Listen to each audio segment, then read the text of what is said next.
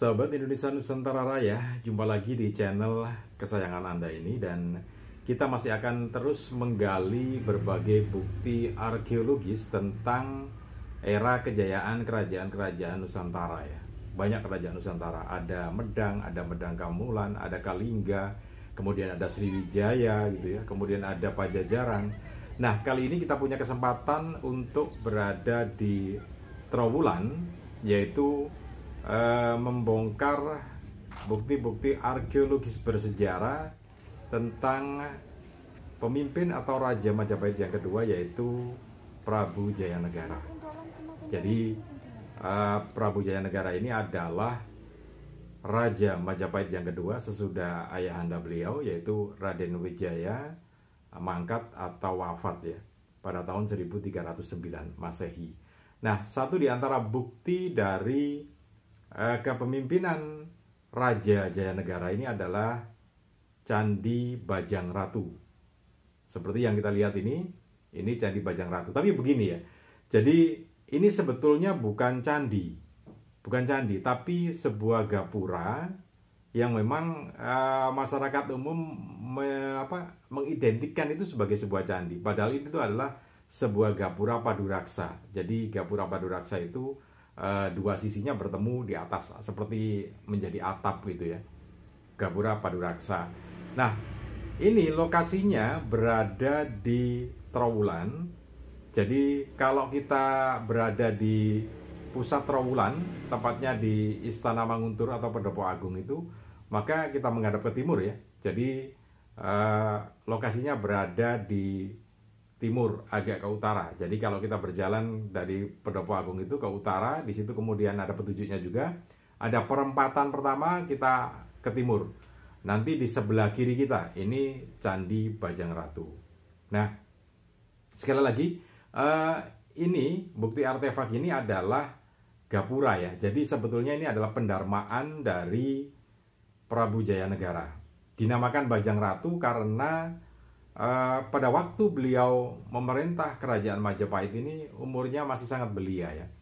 Jadi sekitar 1309, dari ya sekitar 16 ya, 15-16 tahun ya. Karena kan lahirnya 1293 atau 94 itu. Kemudian ayahanda beliau yaitu Raden Wijaya meninggal pada tahun 1309. Ya, masih belia betul. Makanya disebut Candi Bajang Ratu. Tapi sebetulnya ya itu tadi, ini bukan candi tapi gapura gitu ya. Oke, sebelum kita lanjutkan lagi, untuk Anda yang baru saja bergabung di channel ini, jangan lupa tekan tombol subscribe-nya terlebih dahulu. Kemudian tekan tombol loncengnya juga. Dan jangan lupa juga tekan tombol like, kemudian share video ini ke teman-teman Anda. Siapa tahu teman-teman Anda juga sedang membutuhkan informasi tentang arkeologis atau benda-benda arkeologis bersejarah ini ya. Oke, jadi lokasinya ada di di wilayah Trowulan ya, di sebelah kiri. Nah, ini sebuah pendarmaan. Jadi pada konsep sebuah puri pendarmaan itu ada 3 tingkatan ya. Jadi tingkatan yang pertama, kemudian tingkatan yang kedua agak tinggi lagi. Nah, tingkatan yang ketiga ini lebih tinggi lagi. Nah, pengaturannya jadi 3 undakan tadi ya, seperti punden berundak itu. Jadi setiap perpindahan itu ada gapuranya. Jadi gapura pertama, gapura kedua, gapura ketiga yang lebih utama, lebih mulia gitu ya, lebih tinggi kondisinya. Nah, ini merupakan satu di antara gerbang itu. Tetapi bisa dipastikan ini gerbangnya adalah gerbang yang menuju tempat yang utama ya. Jadi kondisinya semacam itu. Kemudian bukti yang lainnya menunjukkan ini adalah sebuah pendarmaan, sebuah tempat suci adalah ekskavasi yang paling terakhir dilakukan itu. Di situ ada pagar ya, jadi talut. Jadi kalau gerbangnya ini, gapuranya ini menghadap ke selatan, kemudian tempat utama kedua itu ada di depan gerbang ini, kemudian tempat utama yang ketiga ada di belakang, ada di utaranya gerbang ini ya. Nah, itu ada talut yang ke kanan dan ke kiri dari gerbang ini setelah dilakukan ekskavasi. Jadi ini cukup luas juga kalau mengacu pada kondisi bukti arkeologis ini. Sementara kalau kita lihat gerbangnya sendiri penuh dengan ornamen yang sangat indah, relief yang sangat menarik. Jadi di situ ada relief tentang Ramayana di sebelah barat ya. Kalau kita gerbangnya ngadap ke arah selatan, berarti di sebelah kanan itu ada relief Ramayana, yaitu relief Ramasinta. Nah di situ disebutkan, bukan disebutkan, tapi digambarkan dengan relief itu tentang pertempuran Rahwana dan Jatayu. Jadi ini sepenggal kisah Ramayana ya. Sekalian saya sampaikan bagaimana sih peristiwanya Jatayu kemudian bertempur dengan Rahwana itu ya.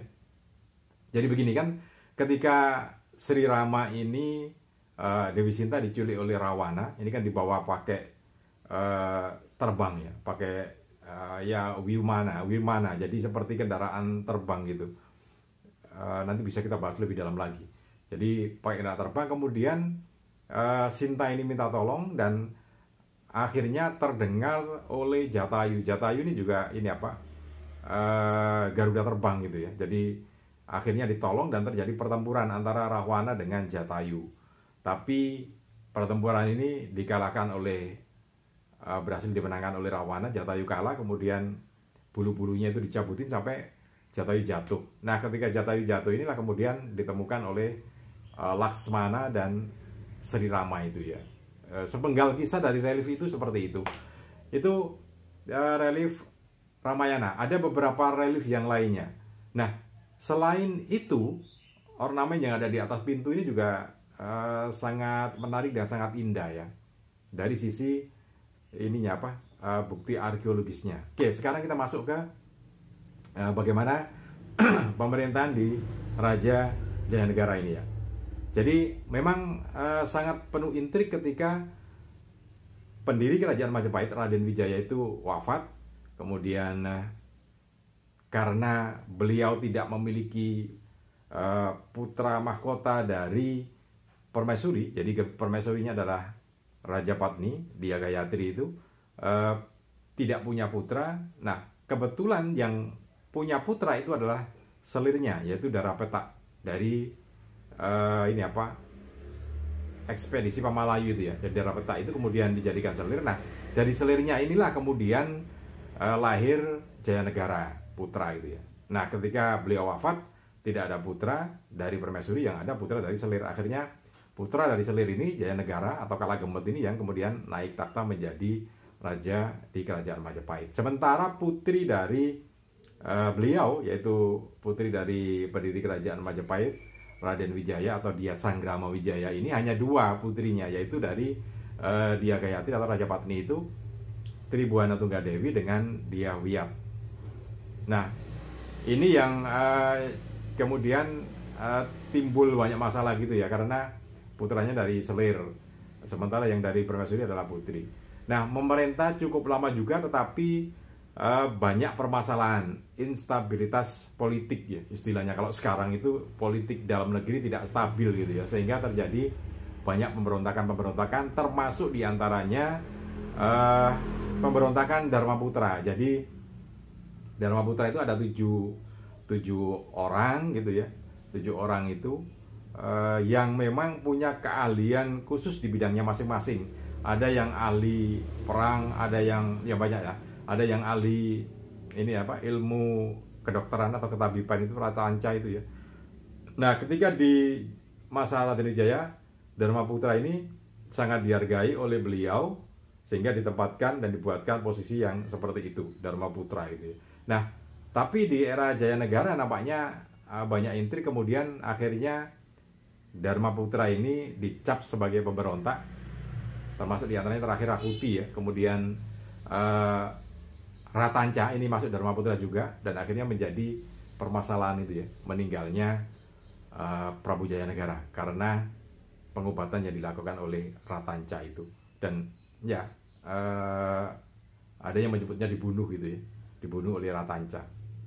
Oke, tapi menarik karena di era Jayanegara ini muncullah sosok yang sangat berpengaruh dalam kehidupan Majapahit yang berikutnya, yaitu Mahapati Gajah Mada. Tapi masih bekal ya, pangkatnya bekal, pangkat terendah ketika seorang perwira ya. Jadi bekal Gajah Mada dari pasukan Bayangkara yang terjadi pemberontakan Kuti. Kuti sudah menguasai istana, kemudian karena sudah tidak mungkin melakukan perlawanan, akhirnya Prabu Jayanegara ini diungsikan oleh bekal Gajah Mada ini ke daerah sekitar Bojonegoro sana, kemudian menghimpun kekuatan lagi dan berhasil mengalahkan Kuti. Padahal Kuti sudah berhasil menguasai istana Majapahit itu ya. Berhasil menguasai istana Majapahit, kemudian ya itu tadi, kemudian berhasil dibalikkan oleh Gajah Mada dan akhirnya Gajah Mada kembali ke istana bersama Prabu Jayanegara. Dan ya sampai masa akhir jabatannya memang masih sangat bermasalah Majapahit ya. Baru kemudian digantikan oleh adiknya beliau, Tribuana Tunggadewi. Oke, itu sekilas catatan tentang bukti arkeologis dari Raja Majapahit yang kedua, yaitu Candi Bajang Ratu Pendarmaan untuk Sri Baginda Raja Jayanegara. Oke, mudah-mudahan ini bisa bermanfaat untuk kita semua mengenal sejarah untuk menatap masa depan yang lebih baik. Salam dan sukses selalu untuk Anda.